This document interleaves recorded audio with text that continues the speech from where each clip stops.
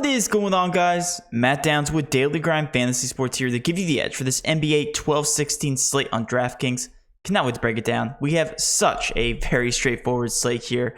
Let's just go ahead and jump right into it. If you guys want to sign up for DGFantasy.com with our updated favorite plays and GPP plays, head over to DGFantasy.com. Only $20 a month gives you access to all of our cheat sheets, our favorite GPP plays, core plays, cash plays, all that good stuff, plus updated ownership projections, actual projections to help you out on Prize Picks. If you guys haven't signed up for Prize Picks, go ahead and enter code using DGF for 100% match up to $100.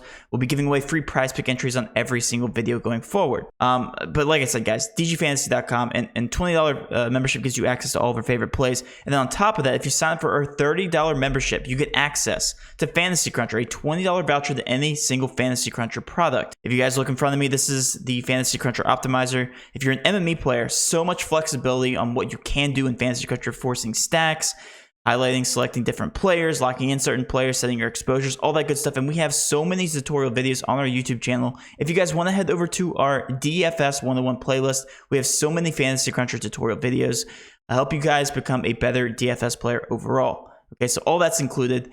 Let's go ahead and dive into the slate. We're going to be going game by game, team by team, because again, there's one single team that we want to focus on here a little bit later on, and I'm going to go through this pretty quickly because as of right now, COVID protocols are in effect for the Nets. As of right now, as of 10:13 a.m. Eastern Standard Time, and again, that can change. So we're going to assume that they are ruled out. They were ruled out 2 nights ago, and we're just going to assume that going forward here for this video.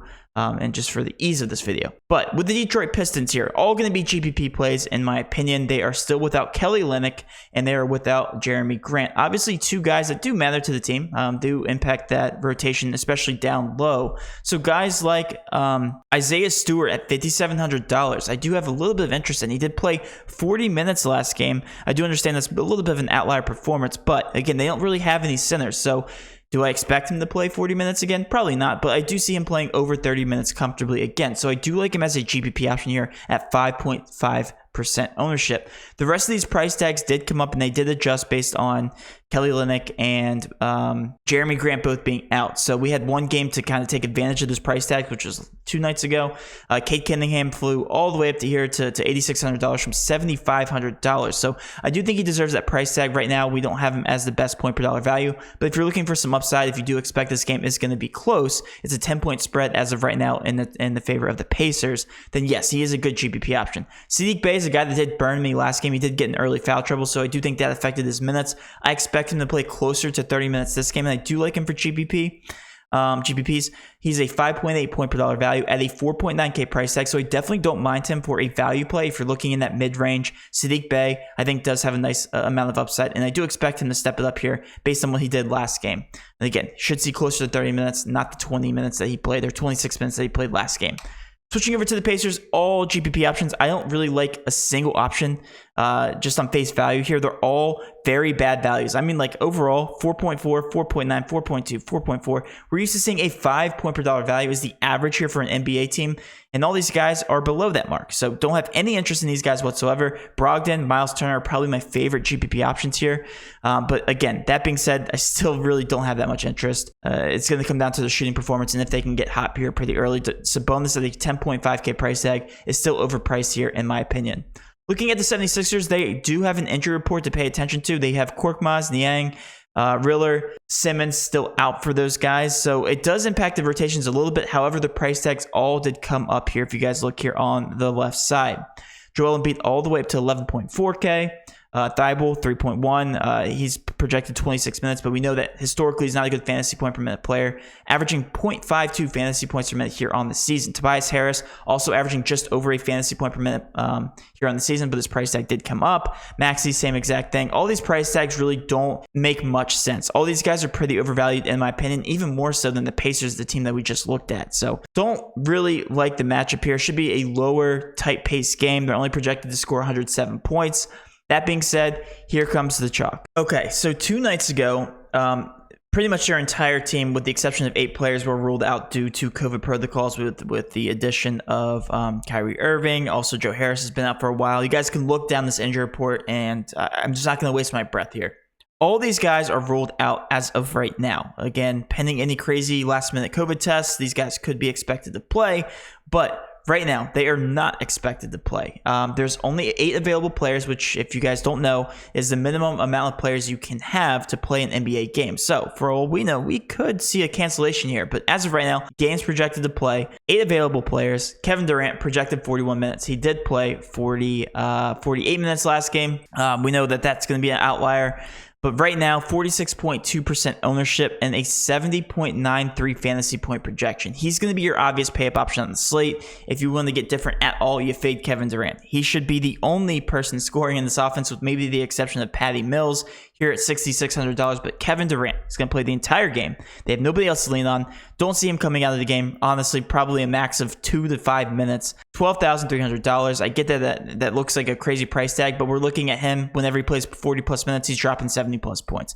Offensively, he's one of the more efficient players in the NBA, and there's no reason that you should be fading Kevin Durant, especially in cash games. Looking over at the rest of these crazy, these just the names.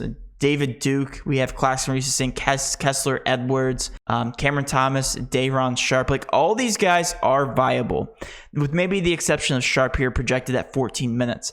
All these guys are going to be in the rotation pretty heavily. They're all projected about 25 plus minutes. David Duke did start last game. 33 minutes is what he's projected right now. Right now, the projected lineup is David Duke, Patty Mills, Kevin Durant, Blake Griffin, and Claxton. The only guy I would worry about in terms of minute upside is going to be Griffin, because honestly, this might be his last season. He's just not seeing the amount of minutes that we're used to seeing from him, at least in previous seasons. Again, they had a very tight rotation last game, and he played 31 minutes. I think that's his max here. So the only guy that I would hesitate on is Blake Griffin, but that being said, he's also viable here. Projected 30 minutes. Projected to hit his value at 5.4 point per dollar value. Guys, I absolutely love that. I think you need to lock in. You're going to be locking in Kevin Durant, David Duke. He's $4,200, and he played the entire game last game. $3,900 for Claxton. He's their starting center. And if he's not playing, then Sharpe's going to play. So they're both cheap. $3,900 here for Claxton, unless he gets in foul trouble, which he very well could here with Joel Embiid. I don't see a reason where you fade him at all. He should be playing. As long as he sees 20 plus minutes, that 3.9K price tag makes a lot of sense. Kessler Edwards, though, did play a lot of minutes off the bench here, 44 minutes last game.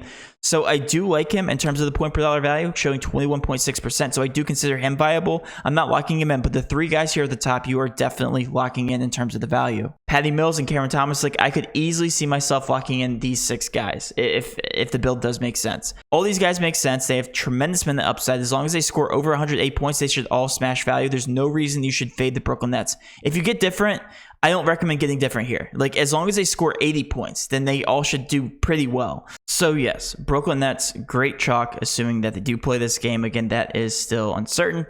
They are projected to win by 1 point to the 76ers. So that's the Kevin Durant effect there. 214.5 over-under really isn't that bad. The second highest on the slate technically, but not by much. All right, let's switch over to the New York Knicks. So we're going to be looking for cash fillers here. Derrick Rose is expected to start yet again. As long as he does start and play those starter minutes, and I love his upside. You're projected 32 minutes. He played 37 and 34 his past 2 games. So as long as he sees 30 plus minutes at the 6.3K price tag, definitely don't mind him. Between him and Patty Mills, I do prefer Patty Mills with the minute upside there, and fantasy point per minute wise, Patty Mills does average about the same as Derrick Rose, so prefer the minutes there with Patty Mills. And Derrick Rose is also showing higher ownership, so look for that to be a great GPP pivot. And just in terms of lineup construction, Julius Randle is also showing a decent amount of ownership. He's also power forward eligible, which makes it very easy for lineup construction. Definitely don't mind him there at a 10K price tag, 28.3% ownership, and not the best point per dollar value, but I definitely don't mind him in terms of lineup construction. Alec Burks seems overpriced, Evan Fournier. The rest of these guys I'm really not too high on outside of bigger GPPs. And then we get over to the secondary chalk team, another team that will draw a tremendous amount of chalk, assuming these guys do stay out. Sengun, $5,500, 28 projected minutes right now. He's projected 20 because he played 20 last game. He's coming off the bench, but this guy's averaging a crazy 1.32 fantasy points per minute with Christian Wood off the court. As long as Wood does not play, which he should not, he's doubtful as of right now. He's showing, I believe, the second highest owned on. He's the highest owned on the entire slate, which is crazy to me. I don't think he's as good of a play as the other Brooklyn Nets, but I think he's also a fantastic play. So yes, he needs to be included in your lineup. I don't even know if I can create a lineup with the guys I've already selected. Let me go ahead and just crunch. Yeah, you can. Okay. Well, that might be the chalk lineup. No, that's a great GPP lineup as of right now. But yeah, I mean, your lineup should look like all Brooklyn Nets plus Sengun. And then another GPP option I was really looking at here from this roster is actually going to be Daniel Tice. I played him last night, and he was obviously in a blowout. He didn't play the entire fourth quarter. The score was 89 to 124. If he plays at least half the fourth quarter, we're seeing 23 plus minutes from him. And he was on his way to easily cover his value, his price tag. So I do like Daniel Tice. I actually like him just as much as some of these other Nets. Definitely more of a GPP option, only showing 10.9% ownership. So a 3K price tag, very easy to slot into some of your lineups. I definitely don't mind Daniel Tice as a GPP option. But the rest of these guys definitely overpriced. Like we expected Armani Brooks to see a lot more minutes here. Only played 22. Eric Gordon is back tonight at $5,600. Definitely don't mind him. He's probably my favorite option next to Sengun, just in terms of overall upside. But in terms of cash, I think you just take Sengun and you look the other direction there. But for GPPs, do like the Houston Rockets. Last but not least, we do have the Washington Wizards. Again, not too much interest here. These guys are overpriced. We have Kuzma, probably my favorite GPP option. We only have him projected for 29.76 points, so that's not even hitting his price point. I'm not even going to waste my time talking about these guys. Guys, if you're playing cash, please play the Brooklyn Nets. Please play Sengun. I'm assuming that everybody plays. And then if the Nets game doesn't happen, then the entire slate shakes up. And then I would check out DG Fantasy for the rest of the plays.